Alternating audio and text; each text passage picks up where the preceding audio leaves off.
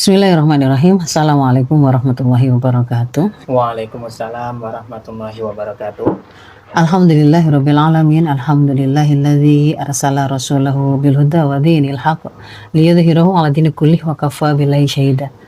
Asyhadu an la ilaha illallah wa asyhadu anna Muhammadan abduhu wa rasuluh. Allahumma shalli ala sayyidina Muhammad wa ala ali sayyidina Muhammad. Sahabat-sahabat sekalian yang dirahmati Allah, pada akhir-akhir ini kita mendapati ada narasi yang berkembang dan bahkan kemudian mungkin kita tanpa sengaja mengaminkan bahwa kita ada pada generasi yang berbeda dan masing-masing generasi itu tidak bisa nyambung atau ada gap ya, tidak sekedar gap komunikasi tapi bahkan sampai pada gap generasi, dalam arti bahwa generasi yang satu dengan generasi yang lain itu seperti terputus dan tidak bisa dihubungkan atau tidak bisa disambungkan. Sebenarnya bagaimana kita itu kemudian mendudukkan hal ini? Kalau kita mencoba menelusuri sebenarnya mulai kapan begitu ya muncul narasi gap generasi atau generation gap ini gitu ya.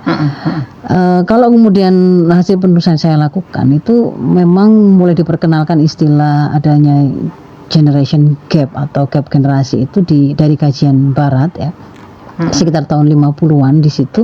Pada mulanya itu awalnya itu hanya menjelaskan perbedaan pengalaman sejarah antar generasi. Itu kan habis masa perang dunia ya, Perang Dunia II. Tapi makin ke sini begitu ya. Narasi yang tadinya itu hendak menggambarkan ada pengalaman-pengalaman yang berbeda yang dialami oleh bapak atau orang tua, kakek yang waktu itu mengalami peristiwa perang dengan kemudian yang tidak mengalaminya, atau kemudian kalau sekarang itu yang masa-masa di teknologinya itu analog, lalu kemudian sekarang mulai bergeser ke teknologi digital kan ya. Begitu. Yang tadinya itu internet nggak dikenal atau lemot kemudian menjadi dikenal. Yang tadinya itu hanya untuk menggambarkan situasi pengalaman sejarah, pengalaman hidup antar generasi yang berbeda, itu kemudian makin ke sini berubah menjadi semacam komoditas yang memang kemudian makin diulang-ulang dan sengaja untuk disosialisasikan begitu ya. Kan ada sebuah kepentingan di situ yang kemudian kita lihat. Bahkan di situ kemudian memang dipakai untuk dimanfaatkan untuk ya membentuk pasar, mempengaruhi pasar, menciptakan tren yang kemudian tidak kita sadari atau mungkin sudah mulai menyadari itu terasa mulai memecah masyarakat atau bahkan memecah keluarga, Mas Ishak. Enggak. Jadi pernah enggak ada Mas Ishak dengar misalkan ketika para remaja, para pemuda itu dinasehati oleh ibunya atau orang tuanya yang itu dianggap kolot gitu tentang suatu misalkan gini, kalau misalkan di sosmed itu kan dulu zaman saya sekolah itu kok nggak begitu kan begitu ya. Murid itu nggak ada yang kemudian berani melototi gurunya atau misalnya kemudian nantang sampai nantang duel atau kemudian itu nggak ada misalnya begitu ya. Nah ketika ada statement begitu, nanti kemudian di bawahnya itu ya jangan samakan Bu, beda masa, misalnya begitu ya.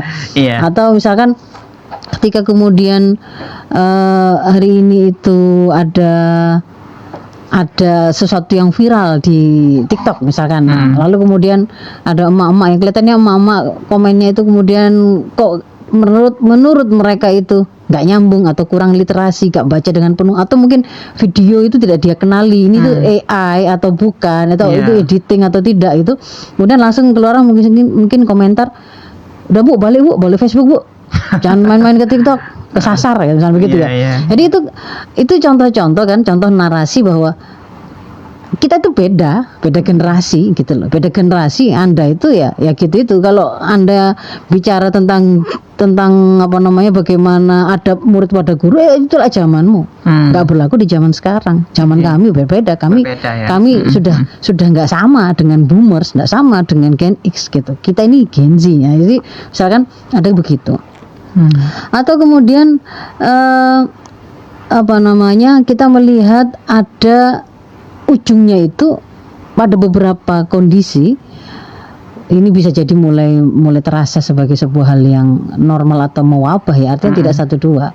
Ketika kemudian orang tua merasa kayaknya dia kok nggak nyambung ya ngomong dengan anaknya gitu ya, kok kayaknya saya kok dia itu bicara apa sih, yang dia bicarakan tentang apa sih, misalkan membicarakan tentang konten digital, istilah tentang engagement, istilah viral, kemudian bubble phenomenon, atau yang begitu tuh, yang FYP begitu ya, seremeh begitu itu ya, seremeh FYP, subscribe, kemudian follow, itu konten lagi itu yang kayak gimana, ketika kemudian mereka itu merasa tidak nyambung dengan istilah itu, sebenarnya itu hal yang teknis, sangat remeh begitu ya, itu kemudian menjadikan mereka itu seolah-olah sudah tidak bisa masuk ke dalam dunia anak-anak mereka.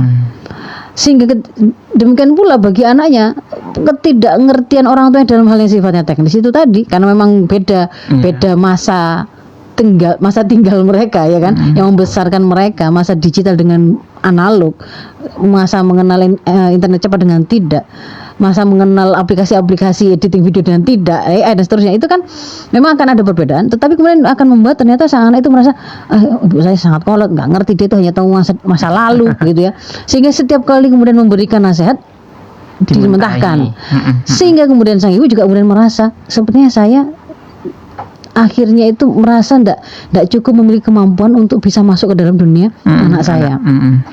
Bayangkan apa yang kemudian akan terjadi kalau kemudian di situ difahami oleh para orang tua ataupun para anak, generasi tuanya maupun generasi mudanya, bahwa kita emang nggak bisa nyambung. Ya kan, yang muda itu ketika kemudian dikoreksi dan diberi nasihat atau diberikan nilai-nilai tertentu oleh orang tua yang maunya itu ingin diwariskan kebaikan itu, dia akan menolaknya karena menganggap itu bukan masanya, bukan untuk kita, itu untuk Anda, generasi Anda.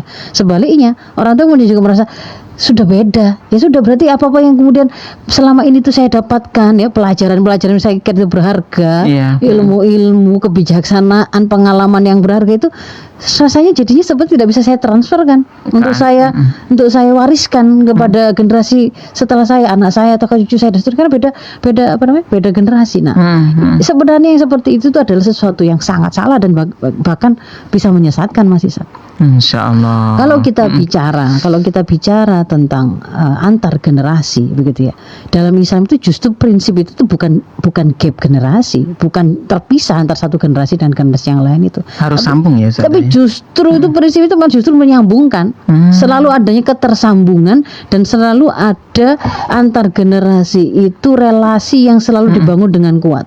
Adanya perintah para orang tua itu tidak boleh meninggalkan anak-anak yang dalam kondisi lemah. Itu kan berarti kan dia lah, kalau anak-anaknya kondisi lemah itu kan termasuk lemah iman, lemah pengalaman, lemah skill. Kalau kemudian dia tidak ingin meninggalkan itu kan berarti dia harus melakukan sebuah proses menyiapkan. Itu artinya dia komunikasi. Itu artinya dia selalu melakukan satu treatment, menjalin satu koneksi, kan begitu kan ya. Kemudian juga misalkan kita mendapati ada perintah tidak akan disayang kalau yang tua itu tidak menyayangi yang muda, yang muda tidak menghormati yang tua. Itu dibangun satu koneksi, kan begitu kan ya. Itu dibangun sebuah hubungan. Ketika kemudian termasuk ketika kemudian kita diperintahkan untuk, Rasul mengatakan beliau anni walau ayah, itu sampaikan dariku meskipun satu ayat. Lalu kemudian oleh narasi ini kita generasi sudah tidak layak disampaikan ayat itu, ajaran itu, hadis itu, sudah beda generasi, sudah terputus, sudah nggak usah disampaikan lagi. Padahal kita juga sudah mengenal bahwa ada wa ma arsalnaka illa rahmatan lil alamin, dan tidak aku turunkan atau Allah turunkan itu Islam itu kecuali menjadi rahmat bagi seluruh alam. Alam ini isinya hanya generasi tertentu kah? Hanya orang-orang tua dulu? Tidak, begitu ya. Dan kita juga bisa mengamati bahwa justru dalam sejarah dan hasanah keilmuan Islam, yang namanya ketersambungan antar generasi itu sangat penting. Kita mengenal sebagai sanad, Mas Isa. Itu kemudian dijaga, diwariskan, diturunkan terus. Tidak pernah kita itu bermasalah dengan persoalan generasi yang berbeda. Nggak pernah begitu ya. Bahwasanya Rasulullah yang sudah dewasa saat itu kemudian memberi nasihat kepada anak-anak yang kecil-kecil tentang wahai anak, makanlah dengan tangan kananmu, sebutlah nama Allah. Itu kan ya sesuatu yang beliau sampaikan dari Rasul ke para sahabat, kadang-kadang menasihati sahabat tua, kadang-kadang menasihati sahabat-sahabat yang masih muda, kan begitu kan ya. Bahkan dengan ada banyak generasi muda yang itu menjadi penyokong, menjadi kader-kader dakwah di awal-awal perjuangan Rasul. Dan itu sesuatu yang tidak kemudian menjadi masalah sama sekali, sehingga kemudian kita bisa mewariskan hadis yang disampaikan oleh Rasul yang itu 13 belasan abad yang lalu ya, ribuan tahun yang lalu, kemudian sampai ke kita itu tetap dengan kondisi terjaga penjelasannya, ajarannya. Jadi tidak ada kemudian kita itu punya masalah dengan beda generasi. Nah, sementara hari ini itu bahkan dijadikan sebagai narasi untuk menolak dakwah. Kan Ini gitu kan? muncul ya di antara masyarakat kita ya seperti itu Ustaz ya. Iya, kan misalkan ketika kemudian ya ada video itu misalkan kontes pageant ya, mis-misan itu masih putri-putrian. Itu kan kemudian sangat misalkan sangat terbuka auratnya. Lalu kemudian ada yang mengomentari, apakah tidak bisa pakaiannya itu lebih sopan, misalkan begitu, misalkan tertutup gitu. Maka mulai gitu ya. Nanti ada yang mengomentari mulai gitu ya. Bisa jadi kemudian langsung seperti itu. Coba balik saja ke Facebook gitu. Misalkan begitu. Ada yang kemudian ajaran tahun berapa dibawa ke zaman berapa gitu, misalkan. Jadi mau ditunjukkan bahwa itu sudah enggak relate itu. Ya kita ini sudah berbeda gitu. Modernitas itu justru terletak pada membuka aurat. Atau misalkan kemudian ketika ada orang menegur tentang bagaimana cara pergaulan zaman dulu itu ya, di sekolah itu ya nggak ada anak kok terus cewek cowok itu terus mojok di sana pacaran, di sini bermesraan, di sini nggak ada kayak begitu itu gitu ya. Nanti kemudian juga di komentari atau kemudian dibantah dengan itulah zaman dulu gitu ya. Sekarang ini kalau nggak punya pacar itu malah justru memalukan begitu. Jadi seolah-olah nilai kebenaran, nilai kemuliaan, nilai kebaikan itu berbeda antar generasi. Tidak bisa diwariskan. Nah, itu kan sangat bahaya Mas Isa. Jadi kita bisa melihat bahwa memang kemudian di era sosmed ini, konsep yang tadinya itu awalnya itu mulai sekedar mau melakukan sebuah pendeskripsian perbedaan yang wajar terjadi karena memang kita beda masa, beda pengalaman, beda teknologi yang melingkupi kita, dan itu memang pada bulan lalu sudah saya terangkan contohnya kan, memang itu akan berpengaruh pada karakter yang terbentuk ya pada generasi di masa itu. Nah, sekarang mulai bergeser menjadi ke arah narasi mendikotomi secara kaku, secara strict gitu ya. Seolah-olah generasi muda dan tua itu hidup di alam yang berbeda dunia yang benar-benar berbeda gitu ya. Sampai saat nilai-nilainya itu loh juga berbeda sehingga tidak boleh kemudian ada ketersambungan, tidak boleh ada proses upaya untuk mewariskan nilai yang dianggap baik dan seterusnya. Nah, itu yang kemudian merupakan hal yang salah Mas Isa. Contoh, kita lihat satu persatu dan coba kita luruskan. Misalkan ada yang mengatakan zaman dulu ya dulu, sekarang ya sekarang. Jangan bawa nilai-nilai zaman dulu ke masa sekarang. Nah, ini misalkan gitu ya. Kita lihat apakah kalau dalam pandangan Islam juga ini seperti ini. Apakah nilai kejujuran kalau zaman dulu penting, sekarang jadi gak penting? Kalau amanah, hormat, adab kepada yang lebih tua, sayang kepada yang muda, misalkan begitu ya. Apakah itu sesuatu nilai-nilai yang kalau zaman dulu itu penting, layak dilakukan, layak diamalkan, kalau sekarang itu tidak layak, bahkan diajarkan juga tidak. Misalkan. Kan tidak kan ya? Nilai itu ya senantiasa ya sebenarnya dari sisi nilainya itu, mau manusia zaman Nabi Adam sampai sekarang, Nabi Muhammad sampai sekarang ya sama. Semuanya relevan ya. Iya, relevan. Dan ingat kalau dalam Islam itu al-haqqu mir rabbik wala takunanna minal mumtarin gitu Mas Isa. Sebenarnya yang paling ngerti ini tuh bener apa salah, ini tuh terpuji atau tercela, ini itu salah, baik atau buruk, yang paling tahu hakikatnya tentu saja yang menciptakan manusia dan kehidupan ini. Makanya dikatakan di Quran tadi itu al-haqqu mir rabbik, kebenaran itu datangnya dari Tuhan, maka kamu jangan ragu dengan itu. Nah, kalau kemudian kita mau menyampaikan wahyu Allah, Ini kan kebenaran dari Allah, berarti kan kebenaran dari Tuhan kita yang menciptakan kita, ngerti seluk-beluknya kita kehidupan ini. Terus kita tolak, lu itu kan zaman dulu. Zina itu haram, jangan mendekati zina, termasuk jangan pacaran, itu tidak layak dilakukan. Ngomong kasar yang seperti itu bukan kemudian menunjukkan kekerenan dan kekritisan kepada gurumu, tetapi itu adalah kekurangan adab. Misal begitu ya, kita tunjukkan begitu, itu kemudian jangan dibilang itu wah itu zaman dulu, bukan. Itu memang kebenaran yang harus kita lestarikan untuk kita ajarkan begitu. Itu bukan karena masalah tren atau dikaitkan dengan zaman tertentu ya. Atau kemudian yang kedua Mas Ishak. Kenapa itu yang kedua? Ini saya apa namanya membahas atau mencoba mengurai ya beberapa contoh-contoh kalimat gitu ya. Kalimat yang itu salahnya di mana gitu ya. Yang kedua misalkan kata-kata ya memang orang tua itu tidak mungkin paham, nggak akan paham. Kita itu anak muda itu dunianya sudah beda. Orang tua itu masa ngerti, mana ngerti yang begini nih, gitu ya. Mana ngerti yang begini nih.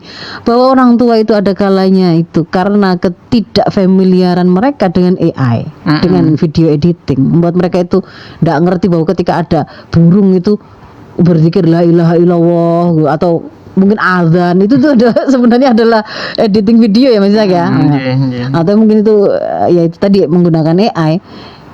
Bisa jadi memang dia di situ begitu ya. Memang di situ dia itu tidak ngerti.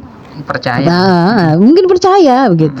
Tapi kemudian tidak kemudian bahwa oh berarti semua yang berasal dari orang tuanya itu akhirnya sudah ketinggalan zaman, dia tidak bakal mengerti. Memang betul itu karena dia tidak melazimi itu. Tetapi sebenarnya kemudian ada banyak hal pengalaman kehidupan yang dia itu sudah alami dan itu akan menjadi kebijakan yang layak untuk diambil ya. Jadi kita itu justru kalau di dalam Islam itu diajari tidak mengeluarkan statement atau tidak bersikap menutup pintu komunikasi seperti tadi Mas Ishak ya. Mana nggak akan ngerti orang-orang tua itu. Atau yang sebaliknya, statement yang tua, anak-anak sekarang kok kayak gitu sih, kok kayaknya nggak bisa diatur. Nah itu juga menutup komunikasi Mas Ishak, menutup empati Secara tidak langsung iya, ya. padahal yang kita yang diperintahkan itu kan justru harus nyambung dan dipelihara hubungan itu. Laisa minna malam yarham saghirona wa yuwaqqir kabirona. Bukanlah termasuk dari golongan kami itu mereka-mereka yang tidak menyayangi mereka-mereka yang muda dan tidak menghormati mereka-mereka yang lebih tua. Nah itu menunjukkan kan yang tua dan muda ada adabnya sendiri, yang muda ke yang tua ada adabnya sendiri. Jadi di situ menunjukkan hubungan antar generasi, keterkoneksian itu justru harus dibangun, disengaja. Jadi jangan pernah ibu-ibu orang tua itu kemudian merasa atau guru-guru sudah nyerah karena merasa kayaknya nggak nyambung, kayaknya ya itu tidak boleh. Kemudian ada kalimat begini, kalau mau didengar anak muda ya, misalnya begitu ya Mas ya. Kalau mau didengar anak muda atau kalau dakwahnya itu mau diterima anak muda, ya jadilah seperti mereka. Jadilah seperti mereka. Kalau berbicara harus seperti mereka. Apakah seperti itu? Kalau kemudian kita cermati dengan objektif ya, kalimat ini sebenarnya kalau dalam ilmu komunikasi ini adalah justru role confusion Mas Ishak. Justru kebingungan atau kebingungan dalam peran atau posisi yang itu menunjukkan kehilangan otentitas diri. Kalau orang itu justru kalau pengen dimengerti ini berarti harus seperti saya persis tinggalkan dirimu, ikutin saya. Kalau saya mau kamu mengerti berarti saya juga harus ngikutin kamu. Nah, beda, harus menjadi seperti dirimu dengan memahami karaktermu, lalu kita mencoba mencari cara terbaik ya, penyampaian kah, diksi kah, bahasa kah yang bisa kamu mengerti sesuai dengan tingkat pemahamanmu atau bahasa yang kamu mengerti kan begitu. Tapi kalau kemudian harus seperti ngerti. Jadi kalau kami ini memang sukanya gini. Kalau disuruh dengerin ceramah panjang itu saya tidak suka, misalnya begitu ya. Jadi gimana? Apa kemudian nggak boleh yang namanya ceramah panjang itu? Lah kalau kemudian nggak boleh ada sebuah penyampaian kajian yang sifatnya itu panjang dan harus semua itu diwakili dengan video-video yang sangat pendek, itu yang justru kemudian akan melestarikan yang namanya keterputusan itu. Sanad ilmu yang tadinya itu disandarkan oleh Islam itu kepada pihak yang otoritatif ya, seperti guru, ustadz atau kemudian kiai, mereka pakar ahli. Bagaimana kemudian kepakaran atau keahliannya itu harus disuruh ya menjadi video pendek yang itu mungkin dikalahkan oleh video-video pendek buatan AI. Atau kemudian sekedar ya itu tadi narasinya itu juga hanya narasi yang sifatnya nilai-nilai umum begitu, yang itu kemudian ternyata justru mengalahkan. Nah, kepada kondisi yang seperti itu akan membuat lama-lama yang namanya generasi muda itu akan terputus dengan sumber ilmu, sumber kebijaksanaan yang itu akan sebenarnya sangat mereka butuhkan gitu Mas Ishak ya. Jadi satu sisi justru yang kemudian kita harus pahami bahwa dari sisi nilainya itu tetap sesuatu yang kebenaran atau kebaikan atau sesuatu yang terpuji, itu tetap harus kemudian disampaikan apa adanya. Tinggal bagaimana cara pengemasannya, itu baru kita berbicara tentang mekanisme atau usul atau cara ya, metode yang terbaik yang seperti apa.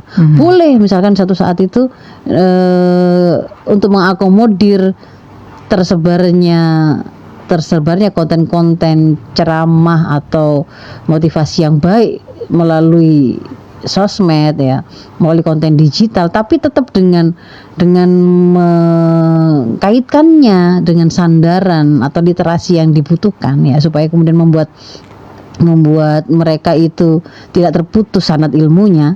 Itu mungkin dengan cara pihak otoritatif itu akhirnya memang diminta untuk misalnya ulama atau kiai ini tadi atau ustadz tadi, memang kemudian dia mulai masuk ke misalnya TikTok, bikin video pendek, tapi di situ dengan tetap mencantumkan di dalam Al-Quran, di dalam kitab ini, misalkan begitu ya, misalkan saya sampaikan bahwa di dalam kitab yang ditulis oleh Syekh Taqiyuddin An-Nabhani tentang apakah kemudian Islam itu menjadi sesuatu yang mudah atau tidak mudah difahami, apakah itu sangat tidak relevan dengan kehidupan dunia para pemuda hari ini. Ternyata ada yang di situ, ada satu paragraf yang mengatakan Islam itu sebagai sebuah ideologi atau mabda itu akan sangat mudah difahami oleh siapapun.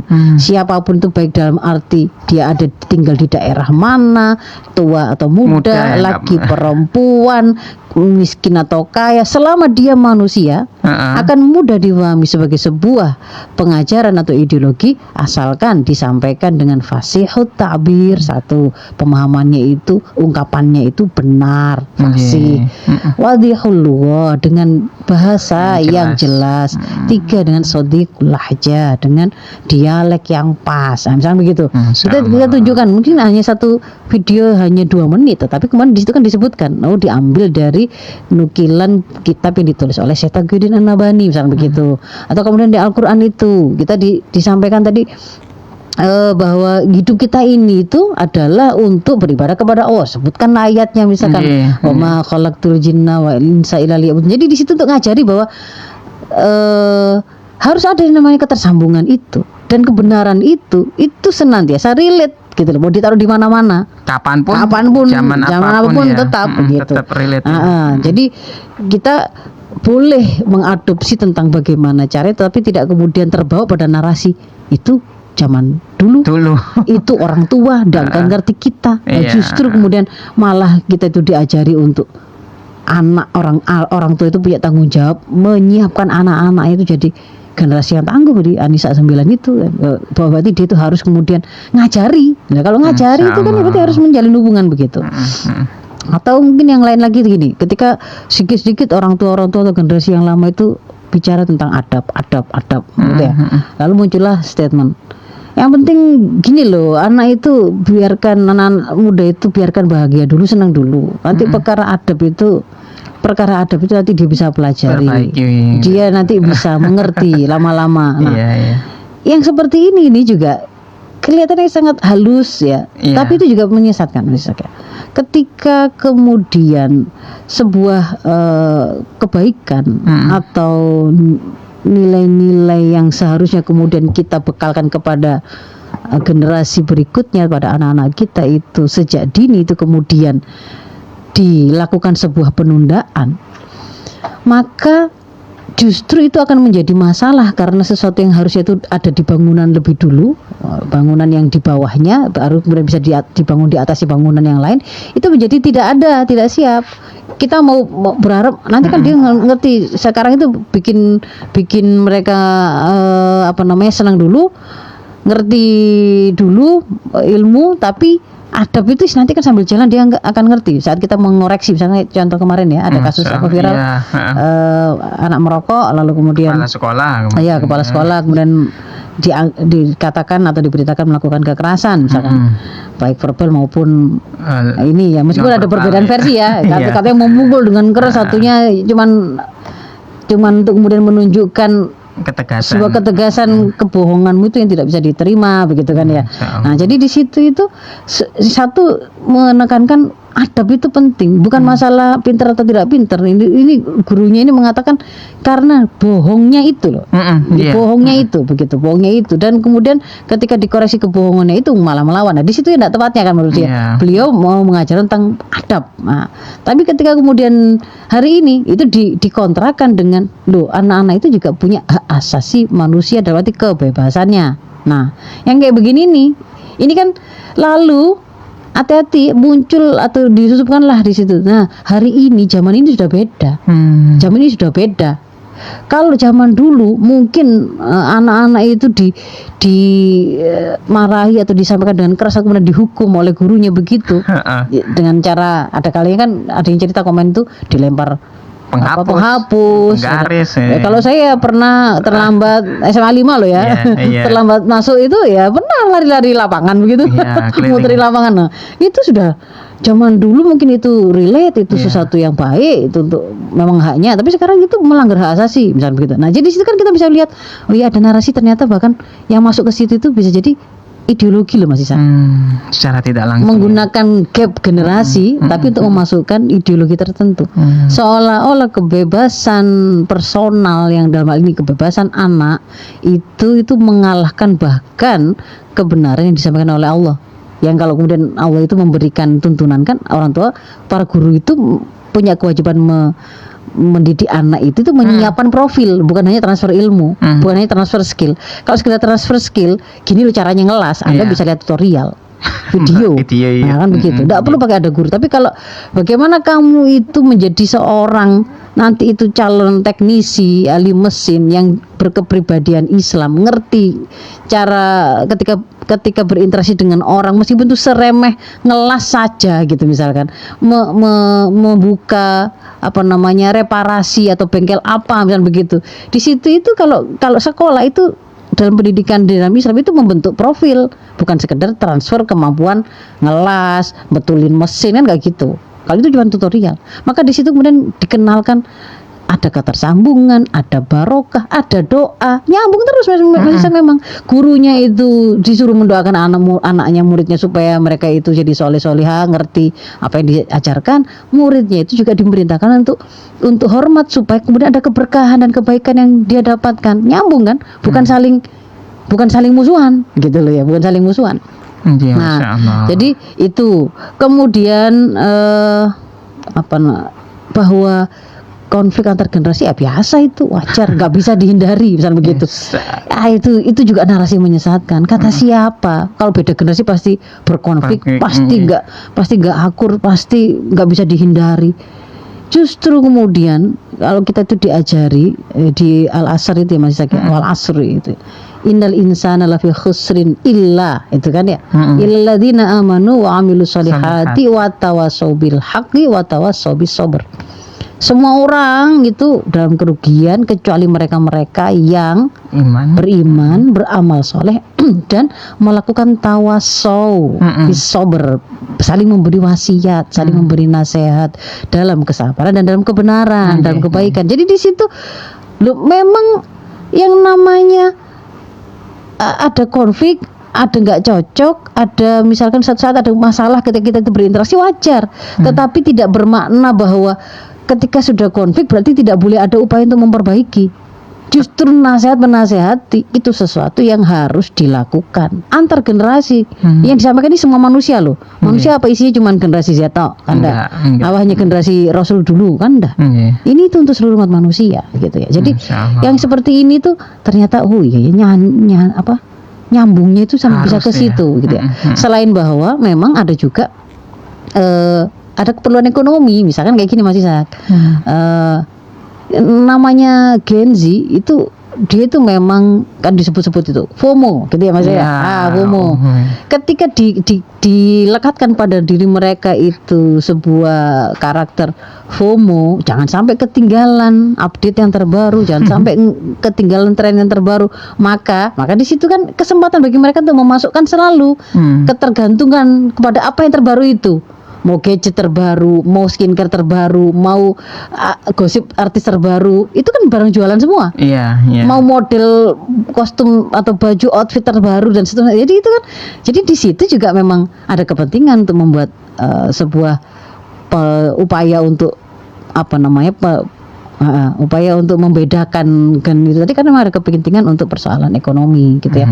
Jadi dari sini maksudnya bisa kita meskipun hanya singkat ya yang tadi kita nukil-nukil beberapa statement yang sering muncul untuk seolah-olah menunjukkan bahwa memang kita itu beda generasi, ada gap generasi, kita hidup di dunia yang berbeda untuk bahkan menolak kebenaran, menolak dakwah, itu adalah sesuatu yang perlu kita waspadai. Mungkin kita harus iklan dulu ya Mas ya. Baik Dulur Victor, kita akan lanjutkan kembali Dulur setelah jeda berikut ini. Jangan kemana-mana, tetap di Fajar Syiar Al Victor. Ya, ada pertanyaan. Al Victor, teman Anda menciptakan hari-hari penuh keindahan. Keren dan terbaik. Baik Dulur Victor, kita lanjutkan kembali Dulur kajian kita pada pagi hari ini bersama Ustadzah Dr. Faiza Roshidah, Master Kedokteran Tropis. Baik Ustadzah, ini ada salah satu pertanyaan dari Ibu Nur Laili di Sidoarjo. Assalamualaikum warahmatullahi wabarakatuh Mas Ishak dan Ustadzah. Mau tanya, apa memang kita sebagai orang tua harus bisa memahami cara berpikirnya anak-anak kita? Kadang-kadang ngapunten, biasanya kami selaku ibu rumah tangga agak susah untuk berkomunikasi dengan anak. Mohon pencerahannya, terima kasih. Iya, jadi ini juga kemarin di bulan lalu sudah saya terangkan juga ya Mas Ishak ya, bahwa ketika kita memahami anak-anak kita itu siapakah mereka, yang pertama itu sebelum bicara tentang perbedaan usia, perbedaan masa atau zaman hidup antara kita dengan mereka, itu kita itu pahami betul bahwa kita itu sama-sama manusia Mas Ishak. Mau ibu sama anak itu sama-sama manusia, sama manusianya. Nabi Adam sampai hari ini pun sama manusianya, yang itu pasti punya karakter yang sama. Mereka itu butuh hal-hal yang sifatnya menjadi kebutuhan fisik mereka, seperti butuh makan, minum, istirahat dan seterusnya. Mereka juga butuh hal-hal pemenuhan terhadap naluri mereka, seperti ingin disayangi, ingin dianggap eksistensinya, ingin didengar. Mereka juga butuh orientasi pengarahan tentang bagaimana menjalani hidup. Itu sama begitu loh Mas Ishak ya. Ketika kemudian mereka itu butuh makannya seperti apa, sama kan? Itu ya kan? Kalau kemudian mereka itu mau berkembang biak, mau punya keturunan, gimana caranya? Itu kan sama, persoalan zaman dulu dan sekarang sama gitu ya. Bahwa itu ada kebutuhan manusia yang membutuhkan pengaturan yang tepat. Mau manusianya itu laki, perempuan, bule, kulit merah, kulit hitam, kulit putih, sama. Sehingga ketika kemudian ketika Islam itu diturunkan oleh Allah, dia itu diturunkan sebagai sebuah solusi untuk persoalan manusia. Makanya dia itu rahmatan lil alamin. Dia itu bisa menjadi, dia diturunkan itu sebagai rahmat lil alamin, itu artinya kan dia itu bisa berlaku, bahkan bisa menjadi rahmat bagi seluruh alam, semuanya manusia, bukan hanya untuk orang Arab. Akan jadi kebaikan kalau itu untuk orang Indonesia, orang Nusantara. Itu akan jadi kebaikan kalau itu untuk mereka yang ada di India misalnya. Enggak. Lil alamin itu artinya manusia dimanapun, masa kapanpun, kan begitu kan Mas Ishak ya? Siapapun, mau laki, perempuan, mau tua atau muda, ketika kemudian nanti itu aturan yang diturunkan untuk menyelesaikan atau mengatur bagaimana pemenuhan kebutuhan manusia itu, maka disitulah akan dirasakan kebaikannya dan rahmatnya tadi, gitu. Maksudnya itu. Jadi membutuhkan diambil aturan itu, baru terasa rahmatnya, baru terasa kebaikannya, baru terasa tercegahnya dari kerusakan dan didatangkan kemanfaatan. Ketika hukum menikah itu diamalkan, hukum menundukkan pandangan dilakukan, hukum menutup aurat dilakukan, maka di situ akan terasa kehormatan terjaga. Tidak ada yang namanya bayi-bayi lahir tanpa jelas siapa bapak dan ibunya, siapa yang kemudian bertanggung jawab atas pendidikan dan mendapatkan kasih sayang atau kemudian nafkahnya. Tidak ada. Jadi di situ baru terasa rahmatnya. Hukum potong tangan itu kemudian akan bisa terasa rahmatnya itu tidak semata-mata kalau hukuman sanksinya itu dijalankan, tetapi juga hukum Islam yang lain yang tentang memberikan maaf ya. Bukan memberikan jaminan kesejahteraan bagi seluruh rakyat itu menjadi sebuah kewajiban negara dengan cara dia itu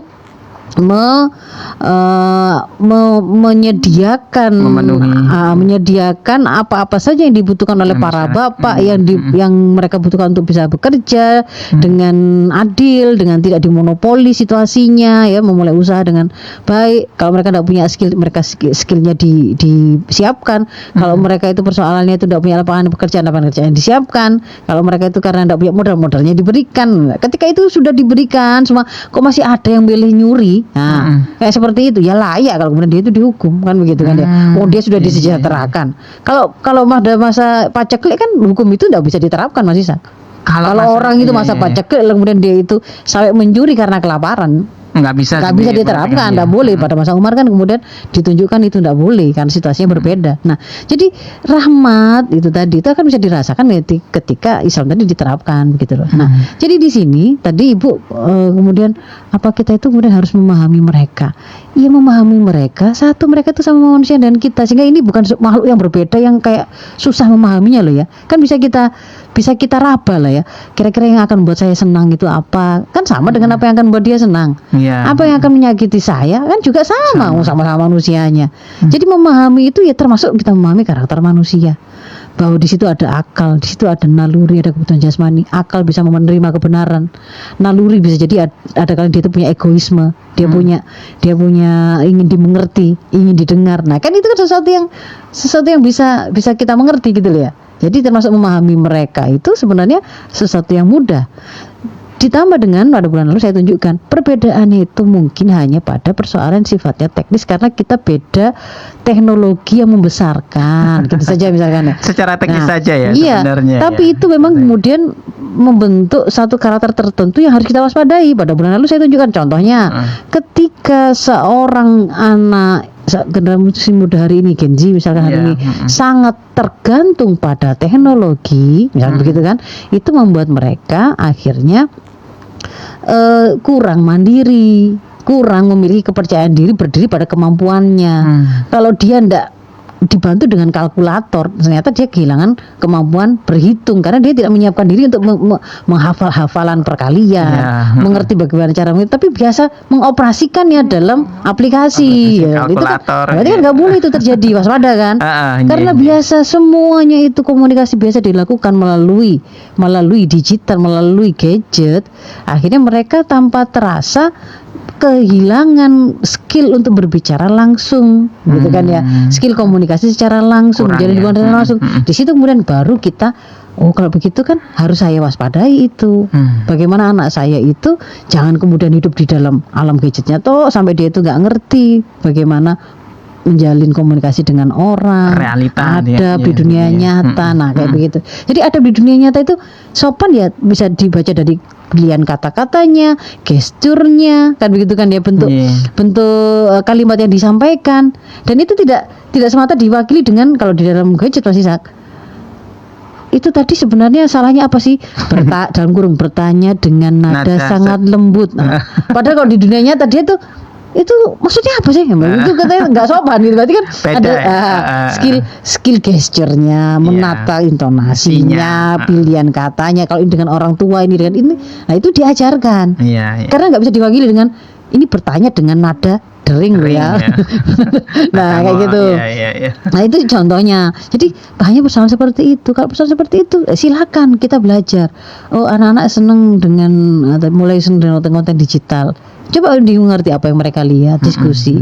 Jadi perbedaan itu bukan sesuatu yang kemudian menjadi kayak jurang gitu, jurang pemisah. Tetapi itu jembatan. Kreativitas kita yang menyampaikan komunikasinya, Ustaz ya. Si anak kita itu menguasai betul bagaimana teknologi yang terbaru, tapi mereka butuh nilai-nilai yang mau mereka sampaikan dengan teknologi itu, kan gitu kan ya. Jadi sisi itu kan bisa saling imbal balik ya Mas Isak ya. Kita menyampaikan nilai-nilai yang mereka butuhkan, karena mereka sangat butuh yang namanya, bulan lalu saya katakan mereka butuh navigator. Navigator yang mereka butuhkan di tengah laut, disrupsi informasi yang gak karuan banjir begini ini kan.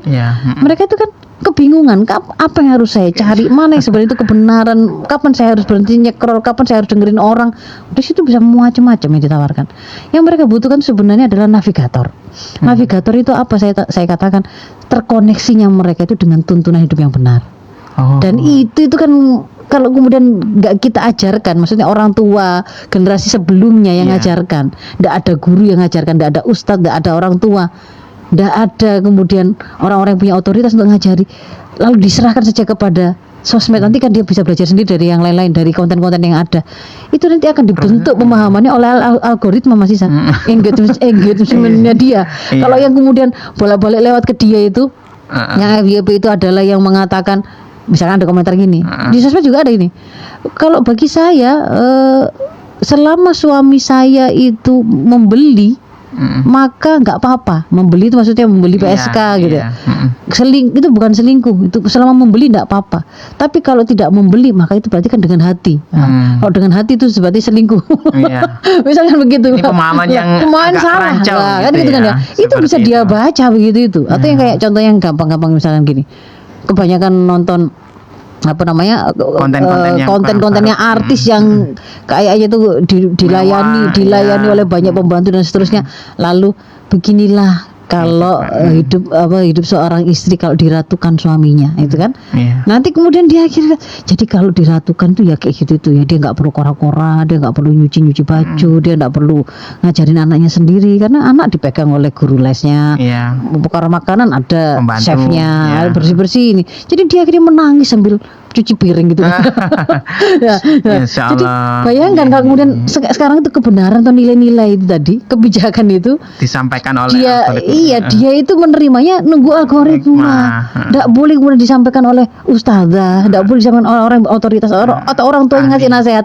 Nak gini loh nak.